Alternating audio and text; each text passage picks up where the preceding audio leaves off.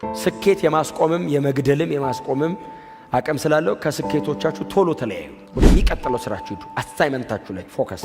እግዚአብሔር የሰጠንን ኃላፊነት እግዚአብሔር የሰጠንን ሚሽን በሰጠን እድሜ ለመጨረስ በጣም ብዙ መዝናናት መቀነስ አለብን። ኢያሱን መንገድ ላይ ያስቀረው ስኬት ነው፣ መከራ አይደለም። ድል ነው መንገድ ላይ ያስቀረው።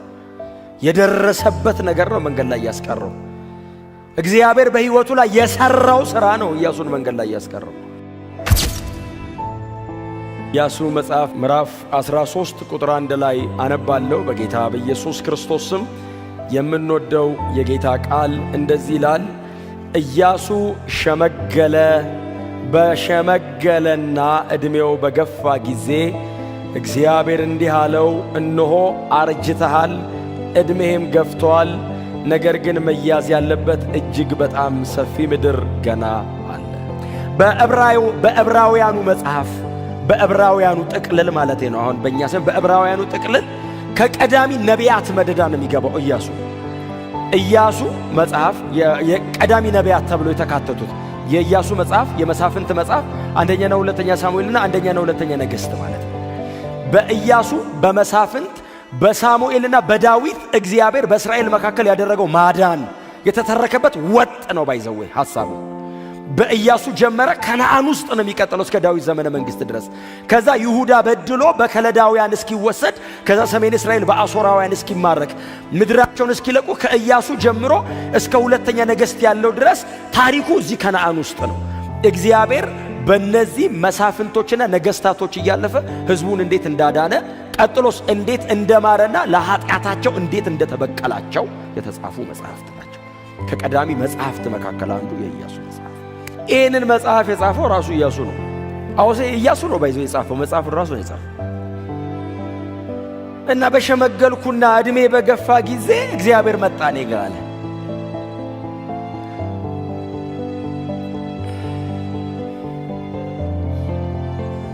በሸመገልና ዕድሜው በገፋ ጊዜ እግዚአብሔር እንዲህ አለው። እግዚአብሔር ምን አለው? እነሆ አርጅተሃል።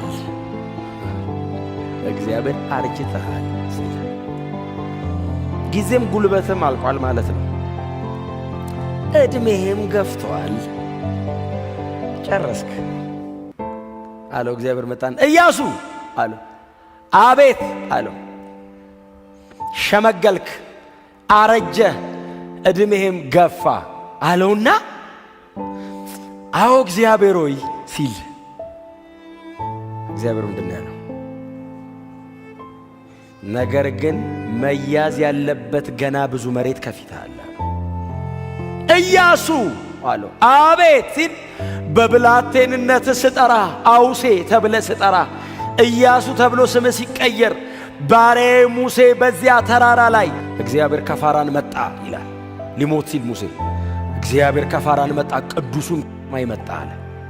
ወክ ያረገ እግዚአብሔርን አየው ሙሴ። እስራኤል ሆይ ተሰብሰብ አለው። ሕዝበ እስራኤል በሙሴ ፊት ተሰበሰበ። በየነገዳችሁ ቁሙ አላቸው። ልባርካችሁና ልሂድ አለ። እግዚአብሔር መጣ ሊወስደው። በዚያን ጊዜ ስጠራ አለው እግዚአብሔር ኢያሱ ወጣት ነበር ካለው አሁን አረጀ። የጠራሁ ቀን አለው አዎ እምትወርሰውን ምድር ከዚህ እስከዚህ ነው ብዬ ነግሬህ ነበር አለው። የሰጠው ሚሽን የሰጠው ኃላፊነት እና የሰጠው ዕድሜ ተመጣጣኝ ነበር አለው። የሚወረስ ብዙ መሬት እያለ ቀድማ አረጀህብኝ አለው። እስካሁን ስለመጣኸው እሸልምሃለሁ፣ ስለቀረ ጠይቅሃለሁ። አረጀህ ግን ገና ብዙ ነበር አለው። በአንተ በኩል መወረስ ያለበት መያዝ ያለበት ብዙ ነበር። በጣም ተዋግቷል ኢያሱ። ባይዘው በእውነት ነው የምላችሁ እግዚአብሔር ኢያሱ ላይ ምን ያህል ኢንቨስት እንዳረገ ስለሚያቅ፣ አብሮት ቆሞ እግዚአብሔር ምን ያክል መለኮታዊ ነገሮችን እንዳደረገ ስለሚያቅ ነው ቻሌንጅ እያደረገ ያለው እንጂ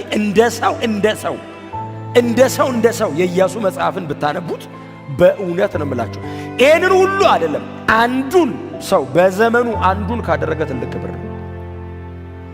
ምንም አላረክም አይደለም ያለው እግዚአብሔር። የቀረ ግን ብዙ ነው አለ። ትንሽ ቀረ አይደለም ያለው እግዚአብሔር። ያልተወረሰ ያልተያዘ የሚቀር ብዙ መሬት አለ። ምንድነው የሚቀረኝ ሲለው ከሚቀጥለው ከቁጥር 2 ጀምሮ እግዚአብሔር ይዘረዝርለታል። ምን ቀረኝ እግዚአብሔር ሆይ ሲለው ይዘረዝርለታል። ይሄ ቀረ። የፍልስጤም ምድር መች ነካኸው ገና?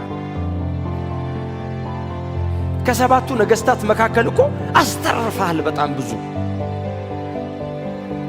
እግዚአብሔር የሰጠንን ኃላፊነት፣ እግዚአብሔር የሰጠንን ሚሽን በሰጠን ዕድሜ ለመጨረስ በጣም ብዙ መዝናናት መቀነስ አለብን። ኢያሱ ለምንድነው መንገድ ላይ የቀረው? ሪላክስ አድርጎ። ከዚህ በፊት የነበሩትን ምዕራፎች ብታነቡ ኢያሱ በደረሰበት ስኬት ርስት በገመድ ማካፈል ጀመረ። የሌዊ ወገን፣ የይሁዳ ወገን አካፈለ። ገና ብዙ እያለ አለው እግዚአብሔር። ኦፍ ኮርስ በጣም ብዙ ነገር እግዚአብሔር በእሱ ሕይወት አድርጓል። ትልልቅ የሚቆጠሩ ስኬቶች በላዩ ላይ አሉ። ኢያሱን መንገድ ላይ ያስቀረው ስኬት ነው፣ መከራ አይደለም። ድል ነው መንገድ ላይ ያስቀረው። የደረሰበት ነገር ነው መንገድ ላይ ያስቀረው። እግዚአብሔር በሕይወቱ ላይ የሰራው ሥራ ነው ኢያሱን መንገድ ላይ ያስቀረው። ከእግዚአብሔር የተቀበላችሁት ብዙ ድል መንገድ ላይ እንዳያስቀራችሁ። የምትሰሩት ብዙ አለ ከፊት። የሚቀረን ብዙ ነው። እንደ ቤተ ክርስቲያን መጀመር ነው። በእውነት ገና መጀመር ነው። እውነቴን አይደለም? ገና መጀመር ነው። ህንጻ እኮ ነው የሰራነው። ምን ሰራን? ገና ምድሪቱ አልተነካችም። መሬቱ ገና ጥሬ ነው። በወንጌል መታረስ አለበት። አሁን ዓለም ሁሉ የዳነ ይመስላል። ሙልት ስትሉ መች ተነካ? ጎናቸው የቀረን ብዙ ነው በሉት። እንዳትተኛ በሉት።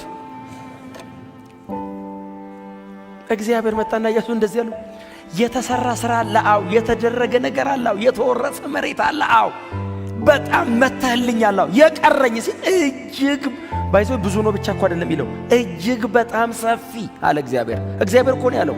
እግዚአብሔር እንደዚህ ያለው እጅግ በጣም ሰፊ። እግዚአብሔር እጅግ በጣም ሰፊ ካለ አለካው ማለት ነው። ታዲያ ልሂድ ሲለው አሁንማ አረጀህብኝ አለው። በቃ ያለህን አወራርድና አምጣ አለው። በቃ ጨርሳል። ተከማች ወደ አባቶች አለ አምጣ አለው። ልሂድስ ብትል ሸምግልሃል፣ ጉልበት የለህም፣ መሮጥ አትችልም። እኔ እኮ አብሬህ ነበርኩ አለው።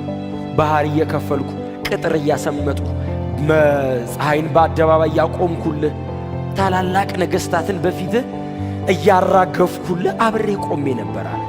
ስኬት መንገድ ላይ ያስቀርሃል። ኃጢአት አይደለም ያስቀረው፣ አመጽ አይደለም ያስቀረው፣ ስኬትን ያስቀረው። ኢያሱ መጽሐፍ ላይ የምታገኙት በደል የለም። እንደውም በኃጢአት አካን የሚባለው ሰውዬ ኃጢአት ሲገኝበት እንደውም ከመካከል አስወገረው። በድንጋይ አስወገረው ነው ያስወገደው። እንደዚህ አይነት ኃጢአት እርም ሕይወቱ ላይ የለም ሰውየው። ስኬት ግን ለካ ያስቀራል። ለካ የጨረስክ ሲመስል ትሞታለህ። ጳውሎስ አውጤኪስ የተባለ ጎበዝ ከሶስተኛ አሁን ይሄ ቃላውን ሊፈጸም ይችላል። አሁን እኛ ቸርቻውን ደርብ ስላለ ከሶስተኛ ደርብ ላይ ወድቆ ሞተ ይላል። ከዛስ የሞተውን ሰውዬ አንስቶ አቀፈውና የሞተውን ሰው አስነሳ ይላል። ከዛ ወደ ቦታ ተመለስ ብሎ ትምህርቱን ቀጠለ የሚል ቃል አለ። አሁን አስጨናቂ የሞተ አስነሳ፣ እግዚአብሔርን ያስነሳ። ወደ ቦታ ተመለስ ብሎ ትምህርቱን ቀጠለ ይላል። በዚህ ከዛስ እስከ ንጋት አስተማረ የሚል ቃል አለ። የተኛ ወድቆ ሞቶ ከተነሳ በኋላ ደግማ አተኛ። ለተከታታይ ቀናት ሰው ላይ ተኛ ይችላል። በዚህ እስኪ ነገ አስተማረ የሚለው ወይ ከተአምሩ በኋላ ደከምከም ያላቸው ለቀቃቸው አሉ። ለካ ወድቆ መሞትም አለ። አንዱ ተነስቷል። እኛ ባንነሳስ? ከዛስ በማግስቱ ጳውሎስ ሲሰናበታቸው የታለ አውጤኪስ አንተ ቅማት ያስነሳውት ከሞት አላለም። በጌታ ጸጋ እንዲበረቱ ነግሯቸው ትቷቸው ሄደ የሚል ቃል አለ። አንድም ደብዳቤው ላይ ጳውሎስ አውጤኪስን ከሞት አስነሳውት ብሎ አልጻፈም። አንድም ቦታ ክሬዲት ለመውሰድ ጥረት አላረገም። የጻፈው ፕሪንሲፕል ነው። ተአምሩን የነገረን ማን ነው? ሉቃስ ባይኖርስ አንሰማም። ጥላው ጨርቁ ምናምን እኮ ተአምር አድርጓል። አንድም ቦታ አልጻፈም። ጳውሎስ ይጽፈው አልጻፈም። በእኔ ተሰራ ብሎ አልጻፈም። መከራዬን ብሎ መከራውን ነው የጻፈው። ተአምራቱ የእግዚአብሔር ነው፣ መከራው እኔ ለወንጌል ያረኩት ነው። ስለዚህ አለሁበትም ብለው ልጻፍ፣ መጽናቴን፣ መትጋቴን፣ መታገሴን፣ ተስፋዬን ልጻፍ። ያስ የለሁበትም። የሞተ ቢነሳ እኔ አላስነሳሁት፣ በኢየሱስ ክርስቶስ ምን የተነሳው ጥረት አላረኩ። ነፍሱ ከሄደችበት ጎትቻ አላመጣው፣ እግዚአብሔር ነው ያስነሳው። የለሁበትም። ስኬት የማስቆምም የመግደልም የማስቆምም አቅም ስላለው ከስኬቶቻችሁ ቶሎ ተለያዩ። ወደሚቀጥለው ስራችሁ ሂዱ። አሳይመንታችሁ ላይ ፎከስ። ኢየሱስ በጣም ፎከስድ ነው። የሞት አስነስቶ ስለራሱ ሰብኮ ይሄዳል። ተአምር አድርጎ ቀጥሎ ስለራሱ ሰብኮ ይሄዳል። በፍጹም ተአምራቱ ጋር አይቆምም። ትንሣኤና ሕይወት እኔ ነኝ ብሎ ቆሞ ሰበከ። አያሌ ሰዎች በጌታ አመኑ ይላል። ይህንን አደረገ። የሚቀጥለው ቀን ላይ ማርያም ሽቶ ሰበረች። የሚቀጥለው ቀን ላይ ወደ ኢየሩሳሌም ሄደ። አንድ ማታ 4 ምዕራፍ ፈጀ። አንድ ረጅም ሌሊት ከደቀ መዛሙርቱ ጋር አሳለፈ። ዓርብ ቀን ሚሽኑን ለመፈጸም ያለምንም ዕዳ ኢየሱስ ጨርሶ ለመሄድ ዓርብ ቀን ሊሰቀል ጌታ ኢየሱስ ክርስቶስ ማለዳ ላይ ጉዞ ተነሳ። ሊጨርስ ነው። እግዚአብሔር መጥቶ አባት መጥቶ እንደ ኢያሱ ልጄ ኢየሱስ የሚወረስ ብዙ ምድር ነበር አይለው። ጨርሰሃል፣ ፈጽመሃል። አየህ፣ የኢየሱስ ከባድ ነው። የነ ኢያሱ ከኢየሱስ አንጻር ምንም ነው። በብዙ ድል ታጅበው ነው። ኢየሱስስ አባቱ ትቶት ነው። እነ ኢያሱ እግዚአብሔር ከነሱ ጋር ነው። ኢየሱስስ አባቱ ይተወዋል። ማንም አጠገቡ አይመጣም። የወደቀው መልአክ ሰይጣንና ጨለማ ክፉ ሰዎች ዙሪያውን ከበው ያስጨንቁታል። በዚህ መካከል ኢየሱስ ቀዶት ወጣ፣ ሰንጥቆት ወጣ። በምንም አይነት መንገድ ኮምፕሌን አያደርግ። በምንም አይነት መንገድ አጠገቡ ላለ ሰዎች መልስ አይሰጥም። ከአባቱ ጋር ነው የሚጨርሰው። አባቴ ነው የሚለው። እናንተ ለምን ተዋችሁኝ ያለም እንደ ጴጥሮስ ጥለው ሲሄዱ አባቴ ምን ነው ተውከኝ። ፎከስ